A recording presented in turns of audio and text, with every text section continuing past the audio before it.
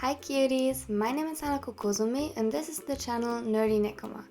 Everything here is about Haikyuu chat stories and fanfic. Thanks for joining us today. If you like this video, please consider subscribing and leaving a like.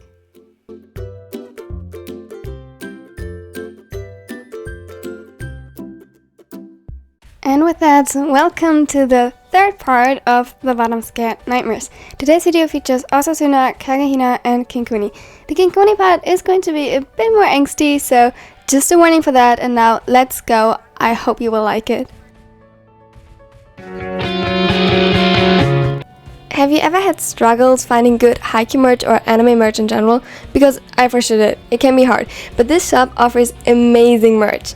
Like, I'm literally obsessed with the Haikyuu merch. They have the cutest hoodies ever. Now, if you want to get 10% off, click the link in the description. They offer me a collaboration, which is literally amazing, and you support my channel this way. So, win-win. Let's go.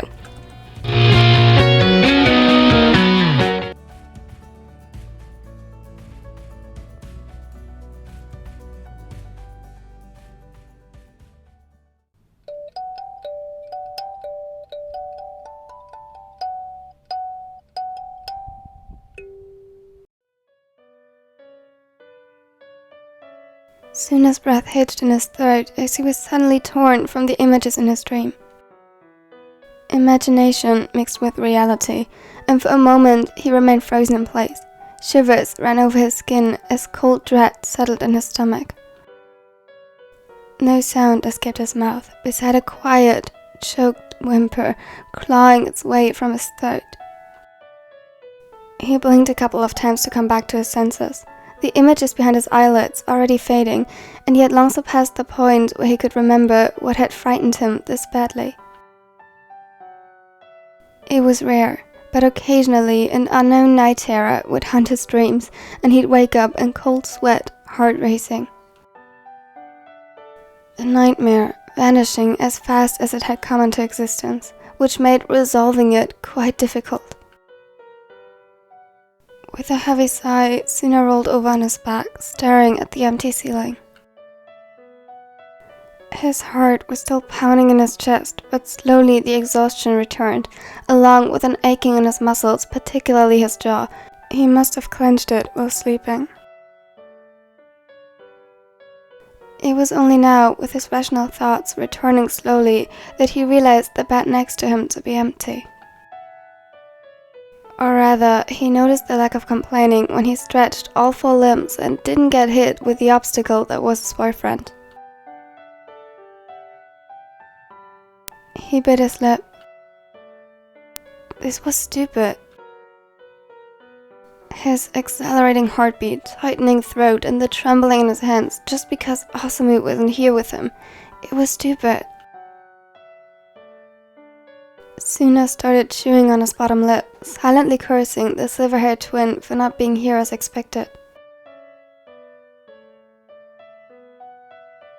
He rolled on his side again and hugged the blanket, still mumbling silent curses. It was better to concentrate on being angry at Osamu than to remember the nightmare or the ice-cold feeling of fear, shivers that ran down his back and the darkness closing in on him. Maybe it was better that Osamu wasn't here. At least this way he wouldn't see him like this. It was pathetic, as if he was 5 years old.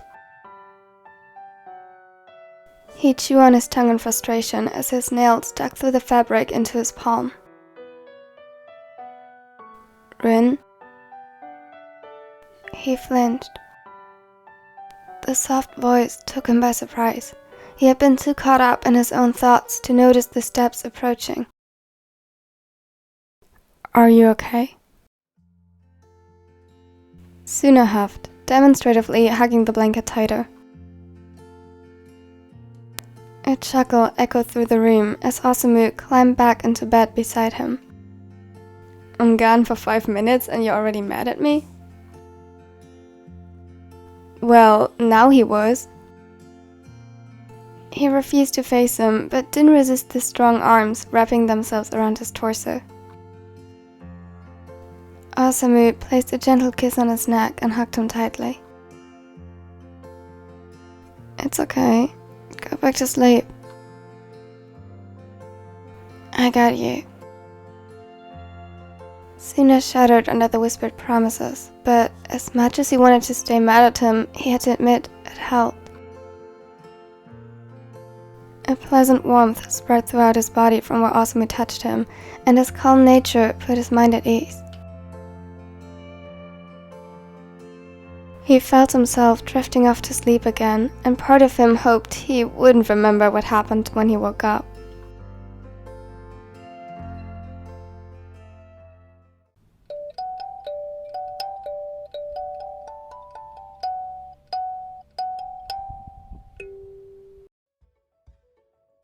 Hinata was on his way to training, jogging through the school grounds, surprised when he didn't see Kageyama anywhere. He looked around confused before a wide grin spread on his face. Guess I'm gonna be the winner today. He sprinted towards the gym, fully expecting Kageyama to show up behind him any second now. He didn't, and what was even more surprising, everyone was already there. Everyone besides Kageyama. Hey, Sugawara-san? What is it, Hinata? He looked up surprised from the ground where he was stretching. Where's Kageyama? Oh, that.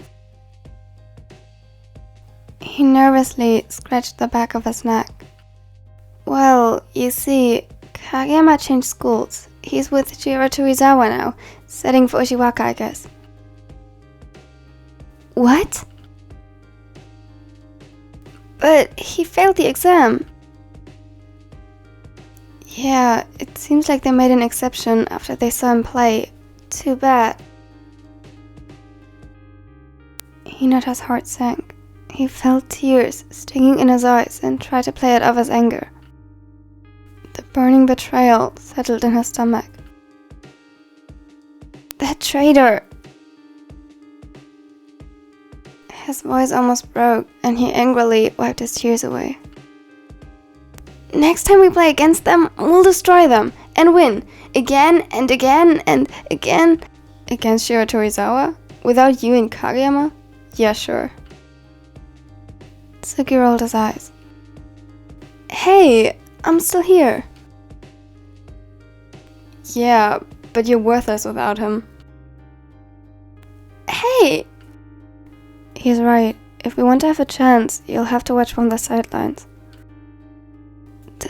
Daichi? The tears spilled over, and he felt himself getting nauseous.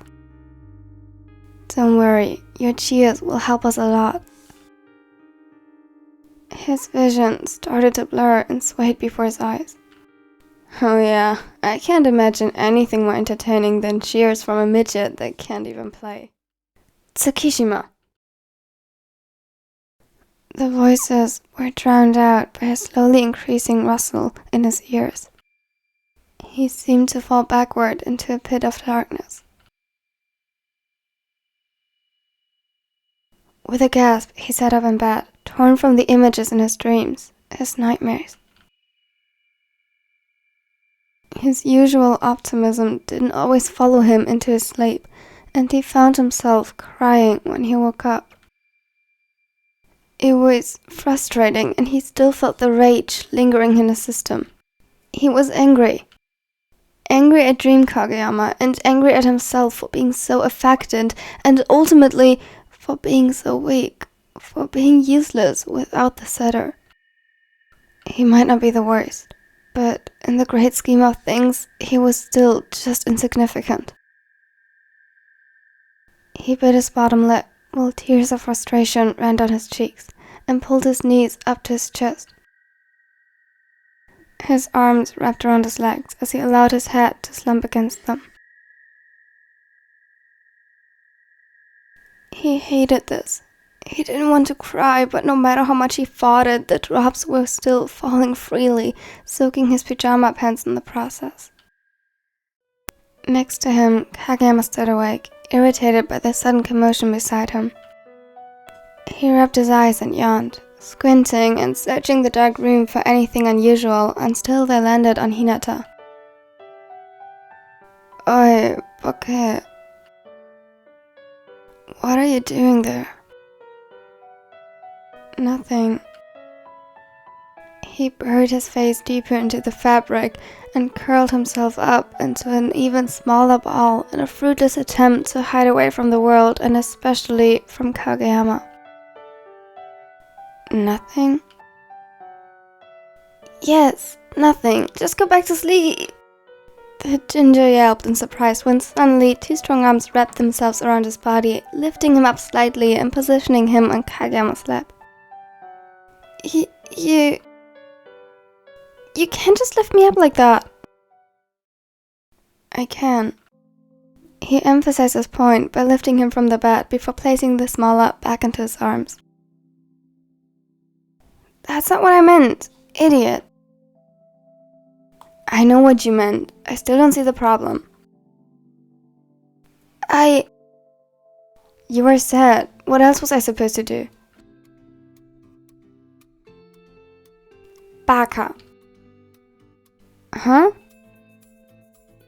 I'm just trying to be a good boyfriend.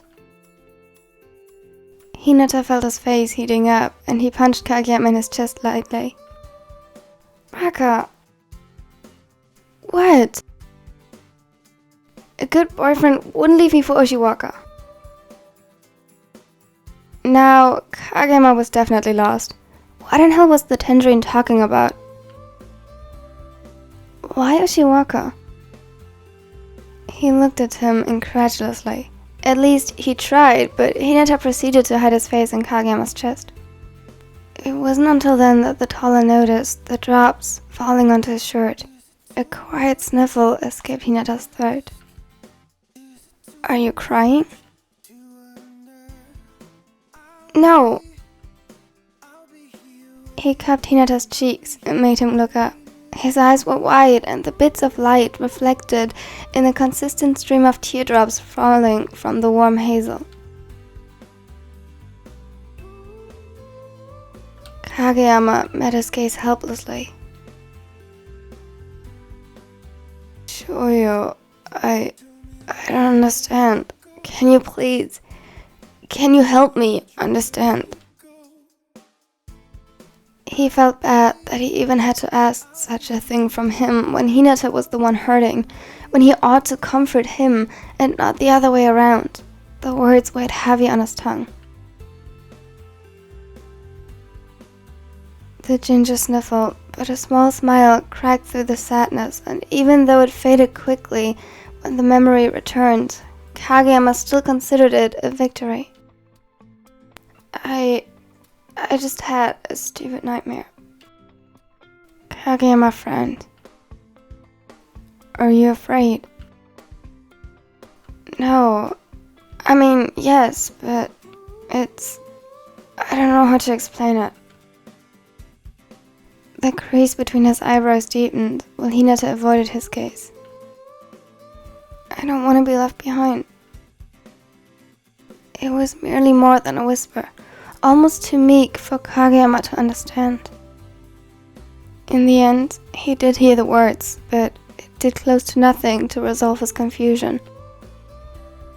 In a helpless attempt to somehow help Hinata despite his lack of understanding, he simply cradled the smaller against his chest again, playing with the orange hair and gently petting his arms. I would never leave you behind.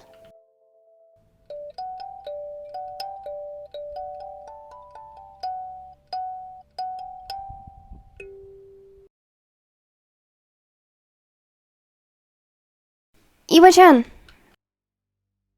A quick pass to the ace. It hit the block and the other team managed to prepare an attack. Kunimi got into position, but when it bounced off their own block and flew straight past him, he didn't bother giving it his all and chasing after the ball. There was no use in it anyway. He wasn't fast enough for that, and this was merely a practice match. No need to go all out and beyond. Kunimi! He flinched and looked around. His mood immediately darkened as he saw the serious expression of his coach. He knew that he wasn't amused when Kunimi started slacking off, but by now he thought that the coach got used to it. It wasn't like this is new. As long as he played well in matches, this should be fine. He wasn't a starter, but he never really wanted to be, he guessed. It was a lot of work for nothing, right? Still, a small amount of dread started pulling in his stomach as he saw the sternness in the brown eyes. He liked playing volleyball, even if he didn't sacrifice everything for it. He wouldn't have been to the training camp at Shiratuizawa otherwise. In the end, despite his dislike of any sort of demanding activities, Kunimi really wanted to play and stay on the team. He gulped, but pretended to be unfazed as he met his coach by the benches. Yes, coach? Ah, Kunimi. I don't really know how to say this. That was a surprise. He was usually so upfront about everything, his dislike of Kunimi's comfortable playstyle included.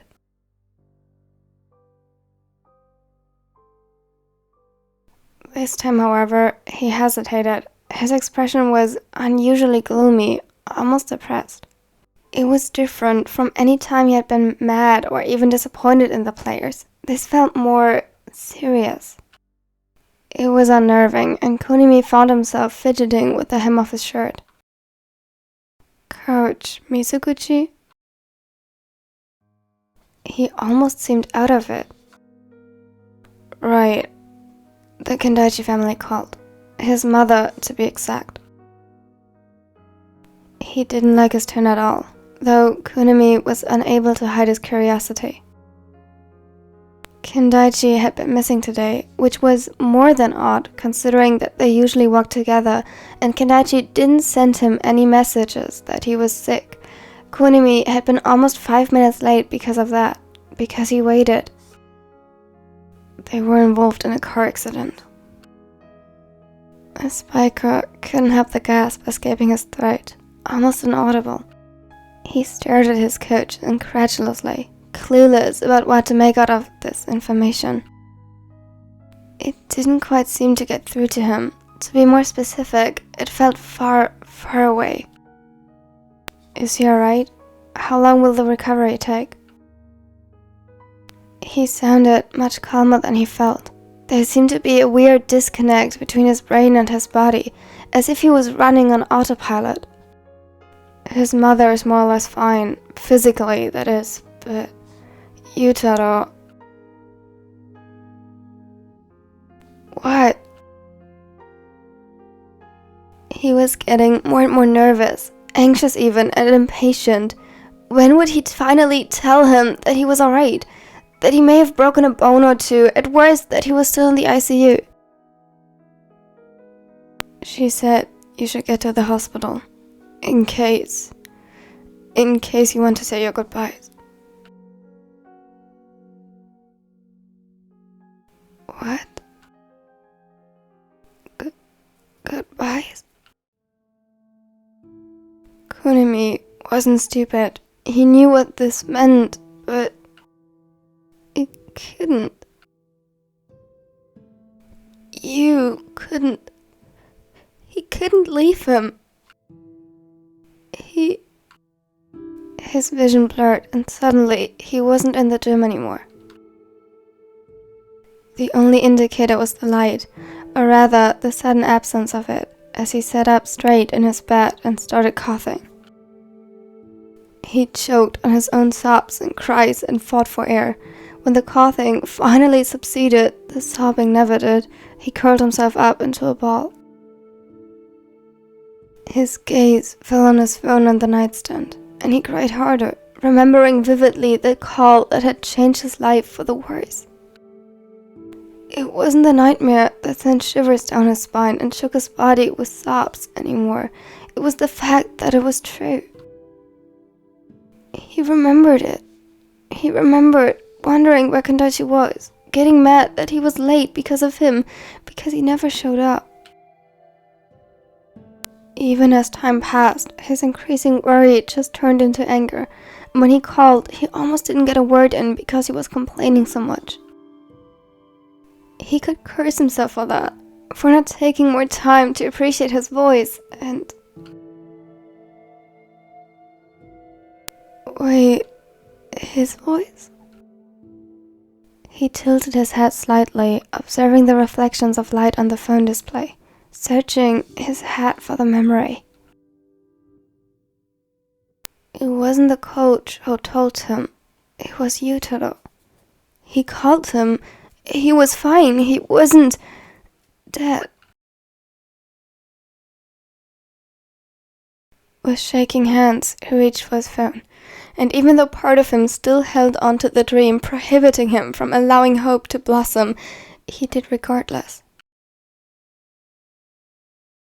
He couldn't help it as his fingers hovered over the screen and clicked on Kendaichi's name. Akira? You...